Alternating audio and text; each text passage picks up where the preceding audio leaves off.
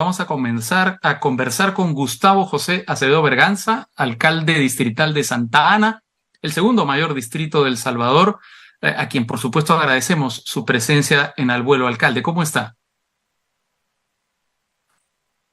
Hola, hola, ¿cómo estamos? ¿Qué tal? Muy buenos días todavía. A usted por aceptar nuestra entrevista, las gracias. Usted formó parte de una delegación que visitó nuestro país. ¿Cómo fue el viaje al Perú? Bueno, realmente estuvo bastante interesante. Estuvimos ahí en Perú con la Misión Internacional de Ciudades Seguras, con el amigo Saavedra. Realmente íbamos desde el ámbito municipal. Yo ya los había recibido acá en Santa Ana durante algunos meses anteriores, en dos delegaciones diferentes. Ahora nos tocó pues asistir a Perú pues para poder trabajar de la mano a firmar algunos hermanamientos. Ya habíamos firmado con la Alcaldía de San Miguel, ahora firmamos con la Alcaldía de San Martín de Porres, firmamos con Lima, que es la capital, y firmamos Sí. también con la Alcaldía de El Callao. ¿A qué se debe, digamos, este hermanamiento, esta aproximación, esta simpatía que se ha generado entre su municipalidad y las municipalidades con las que se ha firmado acuerdos? ¿Cómo se generó esta proximidad?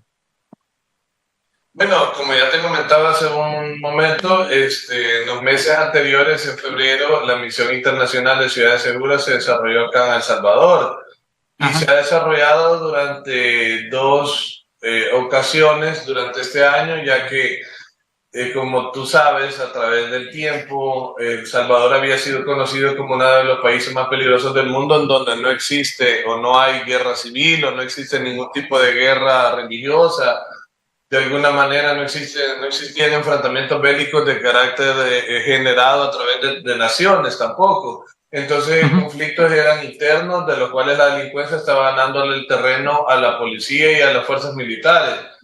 A lo largo del tiempo, pues hemos estado en conversaciones con el amigo José Manuel Saavedra, que es el director de esta misión internacional, y debido pues a lo que en El Salvador se ha dado, el fenómeno del plan de nuestro presidente Nayib Bukele, hemos pues recibido en dos ocasiones alcaldes que han venido pues a comprobar con sus propios ojos, a revisar, a ver, a asistir a este país, a estas ciudades en donde en algún momento hay muchas colonias estigmatizadas, las cuales estaban llenos de grupos pandilleriles, grupos delincuenciales, terroristas, donde podías entrar pero no podías salir. Y en un país que no Sí. tenemos recursos, no tenemos mayor petróleo, no tenemos minerales de gran escala para exportación, es decir, es un país sumamente sumido en el subdesarrollo durante más de 30 años, y la verdad que hemos logrado salir, y eso es parte de lo que nosotros aquí en nuestro país consideramos un milagro y digno para que otras naciones que incluso tienen mayores recursos pues puedan venir y corroborar con sus propios ojos y en algún momento tomar pues estas experiencias para poder aplicarlas en cada uno de sus estados. No es Ujú. necesario o no es implícito o no es de mi interés, de nuestro interés, decir o presionar o tener injerencia sobre otros gobiernos o naciones, sino que compartir experiencias como municipalidades de lo que nosotros hemos hecho como alcaldía municipal a mis pares en Perú, a mis pares en Colombia, a mis pares en Ecuador, lo hemos hecho en México, lo hemos hecho en diferentes países. Ujú. Ahora, usted ha hablado de las diferencias que hay entre El Salvador y Perú. Perú tiene un territorio que es 61 veces más grande que El Salvador. La población de El Salvador es poco más que la mitad de Lima. El fenómeno de las maras y Barrio 18 es distinto al de la criminalidad peruana. Ahora que usted ha tomado contacto con los alcaldes limeños, con los alcaldes distritales, ¿qué medidas aplicadas en El Salvador cree usted que podrían aplicarse al fenómeno de la delincuencia en el Perú? Como te digo, nosotros hemos hecho trabajo de compartir experiencias y hermanamientos a nivel municipal. Nosotros hemos dado pues nuestras recomendaciones a nivel municipal de lo que nosotros tenemos. Nosotros tenemos una policía municipal armada, la cual trabaja de la mano y en convenio con la Policía Nacional Civil, que es la que nosotros tenemos salvaguardando la seguridad ciudadana de nuestro país. nosotros desde la municipalidad, al estar enfrente de la línea con la gente de los territorios, al estar enfrente de la línea con las personas que conviven en las diferentes comunidades, también hemos hecho comités, digamos, de seguridad ciudadana, comités que han estado trabajando parecido a lo que en Estados Unidos en algún momento se llamaba Neighborhood Watch, que son las Sí. personas que estaban viendo pues Los directamente las vecinos. personas que cometen el crimen. Pero esa parte es lo que nos compete a nosotros como alcaldía municipal, que probablemente la legislación de Perú no lo permite. Entonces habría que buscar el entendimiento, habría que buscar la voluntad, el ímpetu y las ganas de sacar adelante un país para que los alcaldes tengan esas herramientas para poder trabajar de la mano con la Policía Nacional, con los militares, con los diferentes entes rectores de la seguridad en su país, para que esto pueda ser una realidad y puedan sacar adelante este tipo de planes. Para eso se necesita legislar, cambiar leyes y trabajar de alguna manera articulada con el gobierno central. Acá nosotros es muy fácil hacerlo, ya que lo hacemos bajo el liderazgo de nuestro presidente Nayib Bukele, el cual directamente pone las instituciones para poder trabajar para el pueblo, y todos los demás actores, todas las alcaldías, toda la Asamblea Legislativa, legislamos y trabajamos en cada una de sus partes, tanto la Corte como sus lugares, en los que ejercen la función pública directamente para poder colaborar en este trabajo. Sabemos que no tenemos los mismos recursos, sabemos que tenemos la mitad de la población de Lima, sabemos que en ese sentido trabajar un estado de excepción o de emergencia para Lima pues conlleva que hagan su tropicalización de estos planes, conlleva Claro. que hagan los estudios necesarios para poderlos aplicar a su manera, ¿no? Pues bien interesante lo que usted dice. Cuando habla de modificaciones legislativas, habla de voluntad política, es decir, que no solo el combate debe ser policial, que deben haber, digamos, adaptaciones de las leyes. En el Perú, lo que prima es el modelo garantista, lo que a muchas personas les hace decir que se beneficia demasiado a la delincuencia. ¿Usted cree que debería haber una modificación de ese modelo hacia un modelo un poco más represivo? Mira, en El Salvador nosotros teníamos los comités de seguridad ciudadana, como ya te expliqué, parecidos a los Neighborhood Watch. Sí. Esas personas ponían la denuncia un domingo a la Policía Nacional Civil o a nosotros como alcaldía municipal. Al ser nosotros las personas que estamos enfrente del territorio, esa información nos llegaba muchas veces a nosotros anticipadamente que la policía o los militares. Es decir, nosotros sabíamos antes que ellos y tenemos la información al momento por la comunidad a la cual nosotros trabajamos directamente a través de diferentes directivas. Pero las personas ponían en la denuncia el domingo, el lunes ejecutábamos el trabajo para poder capturar a través de la Policía Nacional Civil, el martes era requerido por un fiscal o la fiscalía, que es la que ejecuta pues, las implicaciones de las intimaciones, la que hace pues las acusaciones en nuestro país y es la que se encarga de esa parte. El miércoles era presentado ante un tribunal de la Corte Suprema de Justicia, llámese este juzgado de paz, juzgado especial de antiterrorismo, lo que sea, pero ese mismo miércoles o jueves era soltado y volvía a las calles. El soltarlo y volver a las calles implicaba que iba a buscar a aquel vecino que lo había denunciado un día domingo, un día lunes, lo había capturado el policía, iba a buscarlo hasta su casa para ejecutarlo a él, ejecutar a la familia, ejecutar a nuestras personas de la alcaldía municipal, ejecutar al policía, ejecutar a todas las personas que habían estado trabajando directamente para poder capturarlo, y salía más enojado, más bravo, que ejecutaba inclusive a las familias sí, claro, enteras de estas personas que lo llevaba. Esa rueda de caballitos tenía que terminar, y para eso se necesitaba una legislación especial modificando el Código Penal para que estas personas no fueran capturados o denunciados domingo y ser soltados jueves, sino que tengan pues un tiempo sumamente largo para ser intimados por la Fiscalía General de la República. Ahora, esta legislación especial y la política penitenciaria y en general la política de lucha contra la criminalidad impulsada por el presidente Bukele se ha traducido en 70.000 presos en las cárceles de El Salvador. Se dice que muchos de estos presos, o algunos de estos presos, están injustamente presos. La política considera, digamos, reponer a las personas injustamente presas, excarcelar a las personas injustamente presas. ¿Cómo va ese proceso? Bueno, realmente, bueno, lo primero que hay que decir es que nosotros teníamos 30 pandillas, 30 personas muertas todos los días. Sí. Teníamos una cantidad de extorsiones, una cantidad de personas las cuales estaban sufriendo todos los días. Y en ese sentido, obviamente, las personas que se han capturado, las personas que se han llevado a los diferentes centros de confinamiento, cárceles o como quieras llamarle nosotros le llamamos cárceles o centros de confinamiento acá en El Salvador.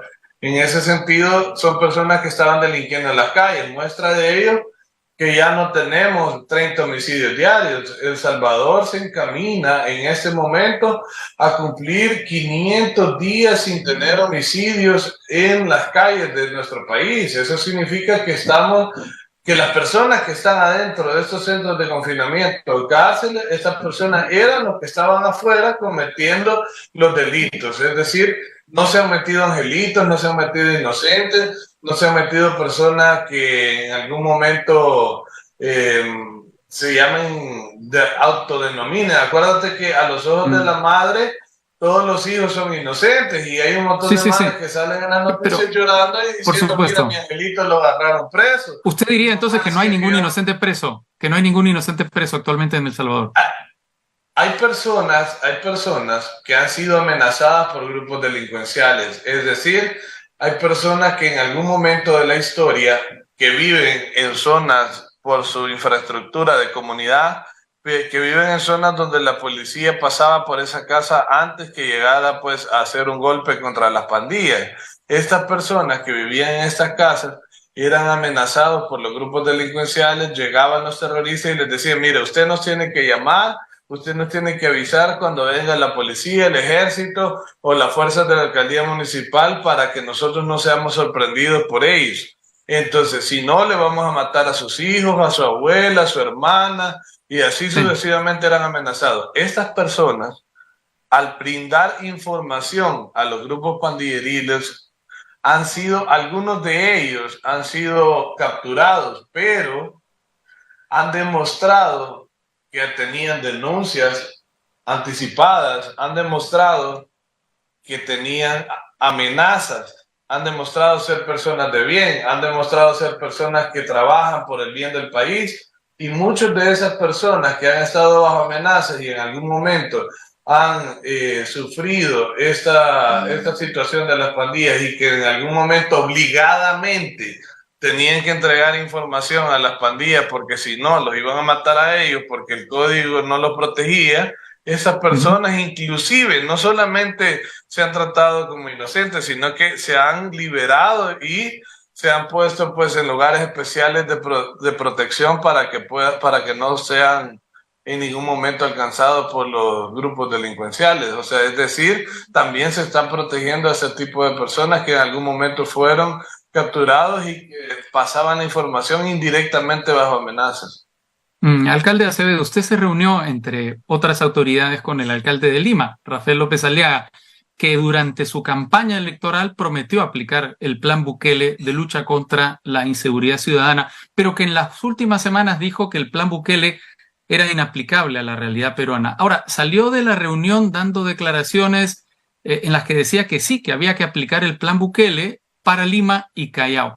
¿Cómo convenció a Rafael López Aliaga de aplicar el Plan Bukele? ¿Y no teme que el alcalde, que en este tema que parece ser un poco voluble, vuelva a cambiar de opinión? Bueno, realmente nosotros, entre lo que nos compete, nosotros fue una parte directamente relacionada a lo que es el trabajo municipal. Ellos, me comentaba el alcalde que tienen iniciativa de ley y que ellos pues han tenido reuniones en las cuales también han considerado algunas partes de lo que nuestro país está haciendo. Ellos inclusive discutimos algunas de las ideas, discutimos algunas de las situaciones que se han hecho en nuestro país con respecto al tratamiento contra las pandillas, y tomaba bien y me decía de que sí era necesario aplicar algunas de ellas. De hecho, es muy importante mencionar de que al ser una capital de un país como Perú, tienen ellos la mayor cantidad de personas, tienen ellos cerca de 12 o 13 millones de personas, El Salvador tiene 6 millones de personas, es decir, ellos pueden aplicar un estado de emergencia único y exclusivo solo para lo que es la parte de la región de la capital de Lima, que es el centro neurálgico de los negocios, el centro neurálgico de las exportaciones, el centro neurálgico de la fase empresarial, de la visa o la cara, pues, por decirlo así, de lo que es Perú para el mundo.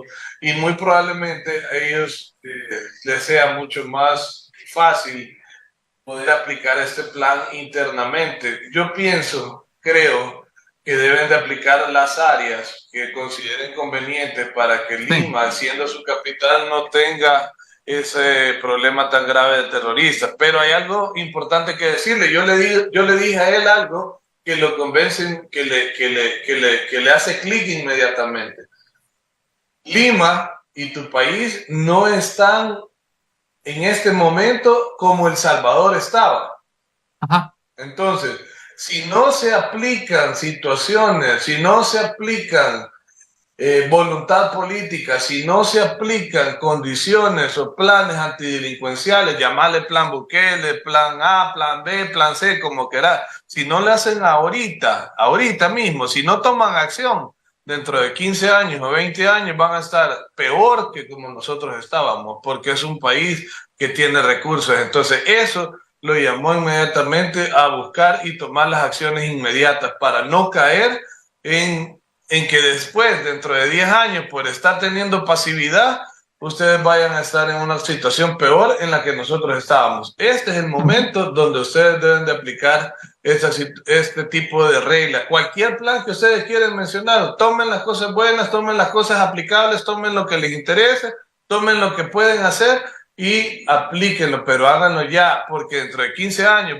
las personas dentro de 15 años y después probablemente de 50,000 o 40,000 o 30,000 muertos, no sé cuántos puedan llegar a tener, esas personas les van a recriminar a los políticos de ahora que no tomaron acción.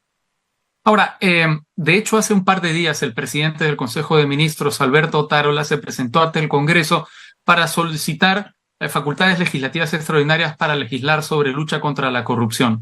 Él dijo, por supuesto, que no se iba a aplicar un plan Bukele, sino un plan Boluarte, con el nombre de la presidenta, y que este plan tenía, a diferencia de lo que ocurre en El Salvador, mucha insistencia en lo que tiene que ver con prevención. Diciendo que en El Salvador la represión era más importante que la prevención. ¿Es así? ¿O qué medidas de prevención se han tomado en El Salvador dentro del paquete llamado Plan Bukele? Bueno, como ya te lo dije anteriormente, muy probablemente Perú en este momento no está en lo que El Salvador estaba. Sí. Y El Salvador hay sectores de la población, sectores de los grupos delincuenciales que ya eran irrecuperables. Mira, un pandillero que había estado preso 13 veces por homicidio, un pandillero que había estado preso 8 veces por extorsión, un niño que agarra un arma de 15 años o 14 años y es capaz de cargarla y matar a una familia entera, un niño que es capaz de que con un arma pueda llegar y traer la extorsión, todos estos pequeños, todas estas personas que ya tienen y que han reincidido 8 o 9 veces, muy probablemente sean personas irrecuperables. Se han hecho talleres, se han hecho pruebas, vinieron muchas ONG durante 30 años para decirnos qué teníamos que hacer, vinieron derechos humanos internacionales para decirnos qué teníamos que hacer para reconsiderar esos angelitos y volverlos a poner en la vida, reinsertarlos laboralmente. Se les dio las oportunidades, se les dieron talleres, se les dieron todo tipo de capacidades de convivencia, se les dieron centros de integración comunitaria, se les dieron centros de bienestar y oportunidades, se les han dado todo tipo de oportunidad para reinsertarse. y para el colmo vuelven a matar, vuelven a delinquir, vuelven a extorsionar, vuelven a cometer terrorismo, esas personas ya no tienen, ya no había recuperación. Definitivamente ese tipo de personas en nuestro país ya no tenían una oportunidad realmente. Después de 8 o 9 homicidios y de tratar de reinsertarlos, es mentira, ya no lo lograba. Muy probablemente Perú, muy probablemente ustedes tengan la capacidad en este momento de tener personas que todavía pueden reinsertarse. Nosotros ya estamos en la fase de la convivencia.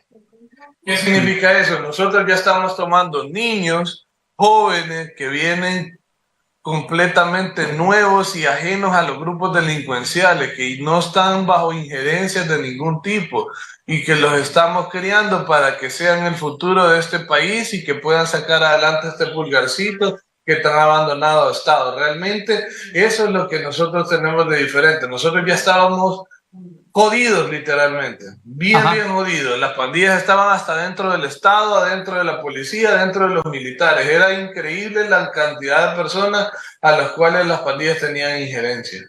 De acuerdo. Alcalde Acevedo, una última pregunta. Usted sabe que el nombre de Nayib Bukele ha estado muy presente en el debate nacional, ha estado muy presente ahora que se está hablando de lucha contra la criminalidad, que es el tema más importante según las encuestas para los peruanos. El 33% de los peruanos lo considera el tema más importante en la actualidad. Y dentro del debate, una de las personas que ha participado ha sido el vicepresidente del Congreso, Hernando Guerra García, del partido fujimorista, que dijo que lo que necesita el Perú es 2 Bukeles y un Milei, que es igual a un Fujimori. Ahora, tomando en cuenta que Fujimori está preso por corrupción y violación a los derechos humanos, no sé qué sensaciones le genera esa comparación. Bueno, realmente aquí en El Salvador ahorita se está la primera pandemia que tuvimos para la del COVID, por decirlo así, pero al mismo tiempo teníamos la pandemia de los grupos delincuenciales, al mismo tiempo teníamos la pandemia de la corrupción. En este momento también se está atacando la corrupción en El Salvador. De hecho, si ustedes pueden ver las noticias han habido diputados del mismo partido del presidente, han habido alcaldes del mismo partido del presidente, han habido diferentes tipos de personajes en la función pública que también están enfrentando la justicia en este momento. Es decir, el combate en El Salvador contra la delincuencia y el combate contra la corrupción es frontal y venga de donde venga. Es decir, exclusivamente no es solo contra los pobres angelitos, como lo dicen algunas ONG internacionales, sino que también es directamente contra los personajes que en algún momento están cometiendo algún tipo de corrupción. Venga de donde venga, el mismo presidente lo ha dicho y lo ha dicho en diferentes ocasiones a lo largo del tiempo. Y lo ha demostrado porque lo está haciendo todos los días y lo está trabajando pues de la mano con la policía. Muy bien, o sea, es Gustavo decir, José. probablemente ustedes dicen necesitan 2 Bukeles, etcétera. Mire, yo pienso que lo que ustedes necesitan es voluntad y ganas de hacer las cosas, pero hacerlas ya. Llámese A, llámese B, llámese Bukele, llámese Boluarte, llámese C, llámese Raúl, llámese como quieran, pero háganlo ya. O sea, tienen que tomar las cosas buenas del Plan de El Salvador, tropicalizarlas a Perú, verificar qué fases pueden funcionar, pero hacer una articulación de esfuerzos ya entre todas las fuerzas políticas. Muy bien. Gustavo José Acevedo Berganza, alcalde distrital de Santana, un gusto poder conversar con usted. Un placer. Bueno, muchas gracias.